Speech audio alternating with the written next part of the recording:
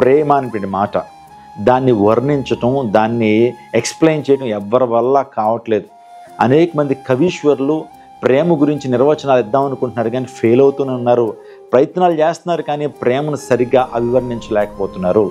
ప్రేమ అనేటువంటిది చాలా శక్తివంతమైన పదం అండి, వెరీ పవర్ఫుల్ వర్డ్ ప్రేమ అనేటువంటిది. ఈ రోజున యవ్వన కాలంలో మన శరీరంలో బయలాజికల్ నీడ్స్ లేకపోతే హార్మోనల్ చేంజెస్ ఎప్పుడైతే శరీరంలోకి వస్తున్నాయో 12, 13, 14 లేకపోతే మరి కొంతమందికి ఇంకా ఎర్లీగానే శరీరంలో యవ్వన కాలంలో బయలాజికల్ చేంజెస్ వస్తున్నప్పుడు ఎదుటి వ్యక్తి పట్ల అంటే ఆపోజిట్ జెండర్ పట్ల ఒక ఆకర్షణ అది న్యాచురల్గా శరీరంలోంచి వస్తూ ఉంటుంది. అది భగవంతుడే, దేవుడే ఆ న్యాచురల్ టెండెన్సీని పెట్టాడు. ఒకవేళ కనుక అది లేకపోతే, ఆపోజిట్ జెండర్ మీద అట్రాక్షన్ లేకపోతే మన శరీరంలో ఏదో తేడా ఉందని అర్థం. ప్రతి ఒక్కరికి 11, 12, 13 సంవత్సరాల టైంలోనే ఆపోజిట్ జెండర్ పట్ల ఒక ఆకర్షణ.